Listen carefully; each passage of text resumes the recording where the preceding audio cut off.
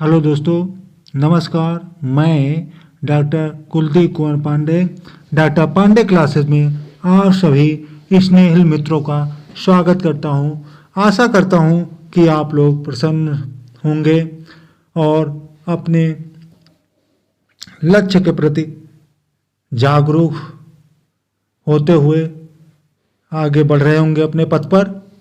ईश्वर आपको प्रसन्न रखे।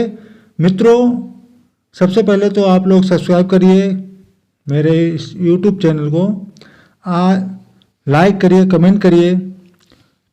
आइए प्रारंभ करते हैं। आज जिस टॉपिक पे हम लोग चर्चा करने जा रहे हैं एंशियंट हिस्ट्री के BA फर्स्ट सेमेस्टर का, आइए प्रारंभ करते हैं। हखामनी पारसिक आक्रमण के विषय में चर्चा होगी आज, ठीक है ना दोस्तों। तो पहला वीडियो है part 1 BA first semester, paper second है आपका, लेसन आपका 3 है। हखामनी पारसिक आक्रमण, हखामनी पारसिक इन्वेजन, ठीक है ना। आइए प्रारंभ करते हैं। हखामनी शासन की चर्चा के अंतर्गत 6ठी शताब्दी ईसा पूर्व में से 4ठी शताब्दी ईसा पूर्व तक की लगभग 2 सदियों में जिस समय उत्तर तथा पूर्व भारत में मगध साम्राज्य अपने विस्तार में संलग्न था, पश्चिमोत्तर भारत विदेशी आक्रमणों का घात प्रतिघात सह रहा था। इस दुर्दिन के लिए स्वयं पश्चिमोत्तर भारत की राजनीतिक स्थिति जिम्मेदार थी। मगध के साम्राज्यवादी शासक व्यास नदी तक ही सीमित रहते हुए पश्चिमोत्तर भारत की राजनीतिक गतिविधियों में सर्वथा अलग रहे। परिणामतः इस क्षेत्र में विकेंद्रीयकरण तथा राजनीतिक आर्थिक स्थिरता की धारा बलवती रही और गांधार, काम्बोज आदि परस्पर लड़ते रहे। इस क्षेत्र में मगध जैसा कोई शक्तिशाली साम्राज्य नहीं था। सर्वाधिक शक्तिशाली कौन साम्राज्य था इस समय? मगध, जो आपस में लड़ते हुए राज्यों को एक छत्र शासन के अंतर्गत संगठित कर सके। यह संपूर्ण प्रदेश एक ही समय में विभाजित एवं समृद्ध भी था। इतना ही नहीं, हिंदुकुश के दर्रे से इस क्षेत्र में बाहर से आसानी से प्रवेश किया जा सकता था। ऐसी स्थिति में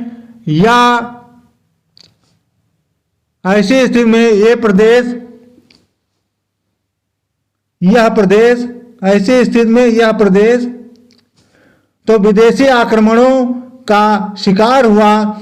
इनमें पहले आने वाले पार्सिया के हखामनी शासक थे। साइरस द्वितीय का कुरुश महान, ये कौन था देखते हैं। 7वीं शताब्दी ईसा पूर्व में भारत में शासन करने वाले राजवंशों में शाखा मनुष्य अधिक यशस्वी तथा पराक्रमी साबित हुए। 6ठी शताब्दी ईसा पूर्व में इसी कुल में द्वितीय साइरस कुरुश नामक एक शक्तिशाली शासक ने सत्ता संभाली। इसका शासनकाल 559 BC से 529 BC तक का रहा। इसने शीघ्र ही न केवल संपूर्ण ईरान पर अपनी सत्ता स्थापित की, अपितु पूर्व में बैक्ट्रिया, सिस्तान, मकरान तथा कपिसा पर अधिकार कर हिंदुकुश पर्वतमाला तक के प्रदेश को अपने अधीन कर लिया। इसके साम्राज्य की पूर्वी सीमा भारत की पश्चिमी सीमा से सटी हुई थी। जहां तक इसके भारतीय अभियान का संबंध है, इस विषय पर क्लासिकल यूनानी रोमी लेखकों में मतभेद है। लेखकों के विवरण ही हमारे ज्ञान के एकमात्र साक्ष्य हैं। इन लेखकों में जेनोफोन, टेसियस, स्ट्रेबो तथा एरियन प्रमुख हैं। हेरोडोटस के शब्दों में इन्होंने कहा कि साइरस द्वितीय को एक एशिया के ऊपरी प्रदेशों पर सबलता मिली थी। टीसीएस ने क्या कहा? टीसीएस कहते हैं कि साइरस द्वितीय की मृत्यु लड़ते हुए किसी युद्ध में किसी भारतीय सैनिक के चोट से हुई थी। यह युद्ध साइरस तथा डरवाइक के मध्य हुआ था। जेनोफोन क्या कहते हैं? जेनोफोन का कथन है, ऐसा प्रतीत होता है कि बैक्ट्रियन तथा भारतीय साइरस के अधीन थे। इनके विपरीत यूनानी लेखक ने नियार्कस, एरियन, मेगास्थनीज इस मत के हैं कि साइरस ने कभी भी भारत पर आक्रमण नहीं किया। जो भी हो, इस संबंध में एडवर्ड मेयर का निष्कर्ष उचित प्रतीत होता है। साइरस ने हिंदुकुश तथा काबुल घाटी, विशेष रूप में से गंधार के भारतीय जनजातियों को जीत लिया था। दारा प्रथम स्वयं सिंधु नदी तक आया था। साइरस ने 555 बीसी टू 555 टू 500 बीसी तक शासन किया। उसका पुत्र कैम्बिसीज द्वितीय 529 बीसी टू 522 बीसी तक भारत की ओर नहीं बढ़ सका।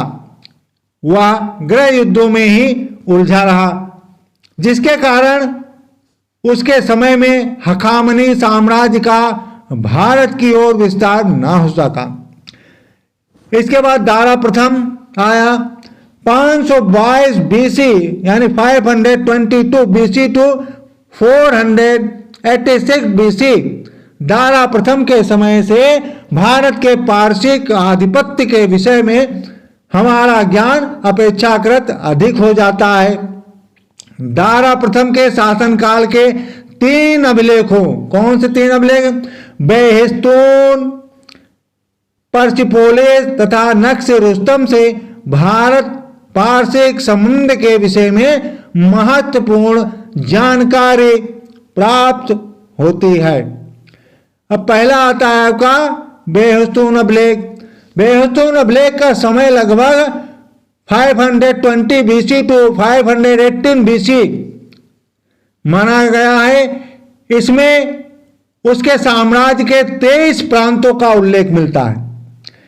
इनमें सतगो तथा गदर नाम मिलते हैं, परंतु भारत का नाम नहीं है। सतगो से तात्पर्य सप्त सिंधु से है, जो आधुनिक पंजाब के पास स्थित रहा होगा, जिसे 7 नदियों की भूमि कहा जाता है। गदर से हमारा तात्पर्य है गंधार से। प्राचीन भारतीय साहित्य से ज्ञात होता है कि यह निचले काबुल घाटी के पास स्थित रहा होगा। दारा के समय में संभवतः इसके अंतर्गत हिंदुकुश का क्षेत्र भी सम्मिलित हो गया था। अगला आता है पार्सिपोलिस 518 बीसी टू 515 बीसी और नक्श रुस्तम 515 बीसी अभिलेख हैं। पार्सिपोलिस तथा नक्श रुस्तम के लेखों में हिंदुओं का उल्लेख दारा के साम्राज्य, हिंदू का उल्लेख यहां होगा दारा।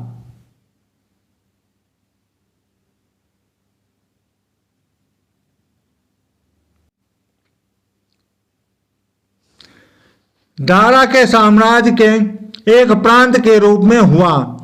हिंदू से तात्पर्य हिंदू से है, सिंधु से, हिंदू का तात्पर्य किससे? सिंधु से है, जो प्राचीन काल से लेकर आज तक निचले सिंधु घाटी का नाम रहा है। इससे निष्कर्ष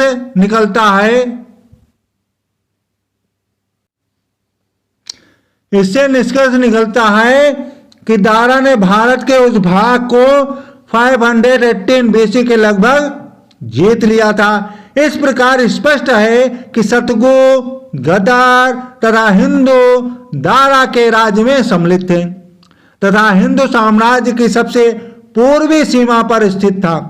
यह तीनों ही स्थान सिंधु घाटी में स्थित थे। हेरोडोटस का उल्लेख क्या है? यूनानी इतिहासकार हेरोडोटस ने भी उल्लेख किया है कि भारत दारा के साम्राज्य का 20वां प्रांत था। यह सबसे घनी आबादी वाला प्रदेश था और यहाँ से दारा को उसके संपूर्ण राजस्व का तीसरा भाग कर के रूप में प्राप्त होता था। यह धनराशि 360 टैलेंट स्वर्ण चूर्ण के बराबर थी। इस विवरण से स्पष्ट हो जाता है कि दारा के साम्राज्य में संपूर्ण सिंधु घाटी का प्रदेश सम्मिलित हो गया था तथा पूर्व की ओर उसका विस्तार राजपूताना के रेगिस्तान तक था। संभवतः इसमें पंजाब का एक बड़ा भूभाग भी सम्मिलित था। दारा प्रथम का शासनकाल पारसी का अधिपति के चरमोत्कर्ष को व्यक्त करता है। ईरानी इतिहासकार घर्षमान के अनुसार इन्होंने कहा कि दारा का यह अभियान राजनीति तथा प्रशासनिक दोनों ही कार्यवाही थी और संभवतः यह आर्थिक उद्देश्य से भी प्रेरित था। इस प्रकार दारा के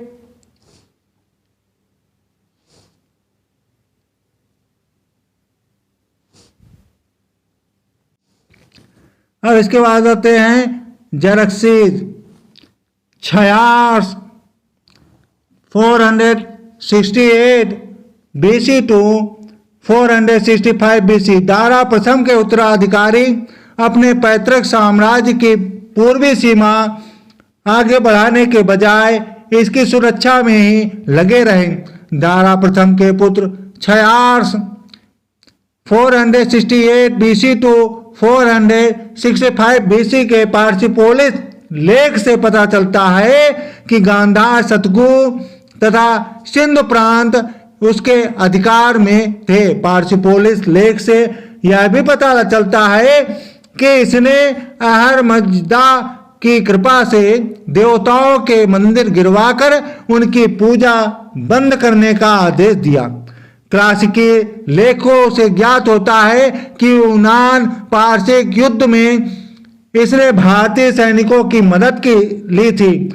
यह सैनिक गांधार तथा सिंधु प्रदेशों से गए थे। हेरोडोटस भारतीय सैनिकों के विषय में लिखता है कि इनके वस्त्र सूती थे, उनके कंधों पर धनुष, बांस की